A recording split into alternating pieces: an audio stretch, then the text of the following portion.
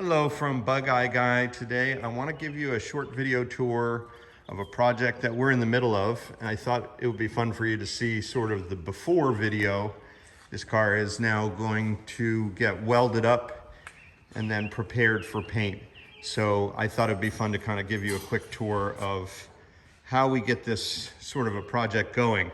There are a number of things that you really want to be doing if you're working on a car like this, just to anticipate problems later. The more you do now, the better off you are. There's a slight crease here that I've called out just to make absolutely certain it gets filled. And of course, I've gone through the car carefully to make sure there are no issues that a body guy might miss along the way. Beading issues here, if we can fix them now, we're much further ahead in the game. You can also see there's a little bit of jaggedness right here. The other thing is that all these short tonneau fittings, if they're not consistent and accurate, I'll opt to fill them beforehand. So it's important to call those out. Now again, these will get welded up when the rear fender gets repaired. Other things, there's an extra hole right here. We have the luxury of being able to look around at all these other cars in our building and see what's stock and what isn't, or you can use our videos. We got a lot of videos out there about this sort of thing, but there should only be one hole here for the bumper.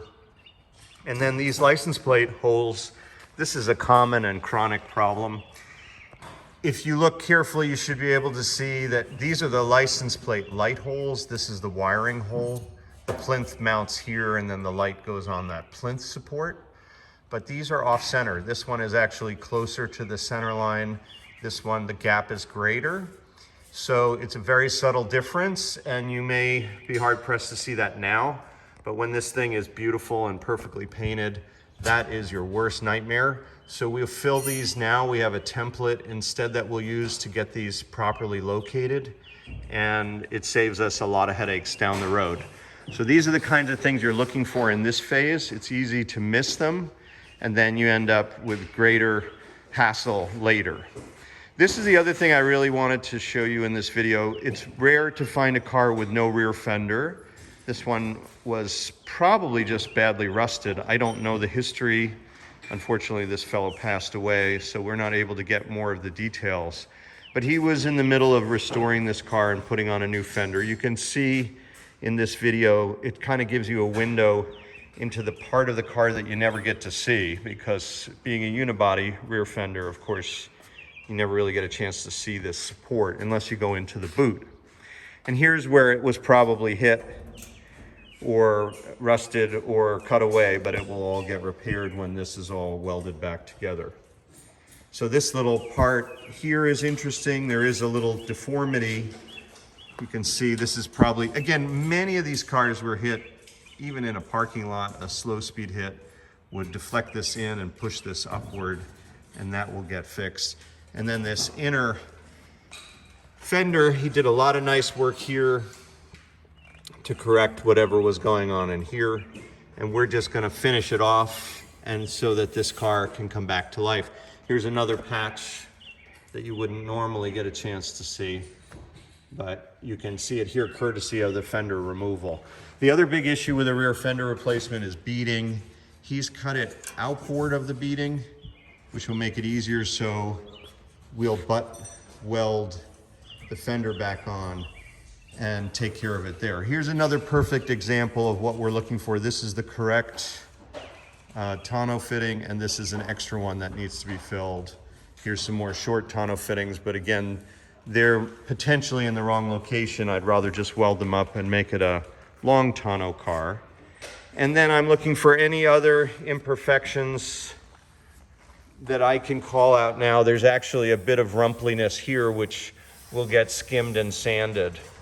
So that's more obvious, but it's the pinholes that cause the most problem.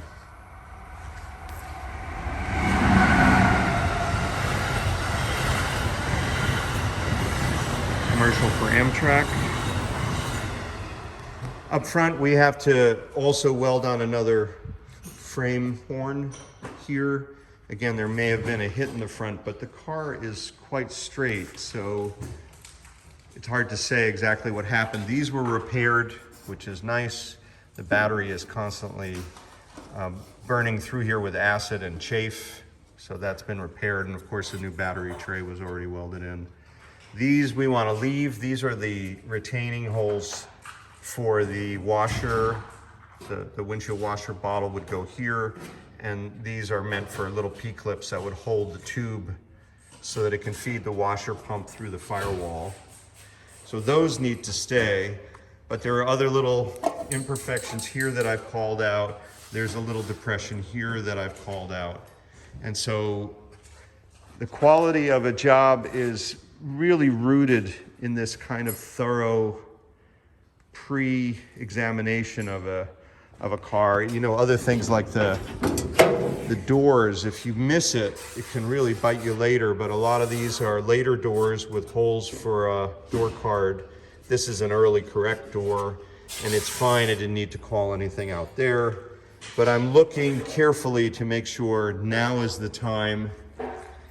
And so this car will come back to life over the coming year, and that's what we're working on this week here, other than, in addition to, so a bunch of mechanical projects here at Bugeye Guy.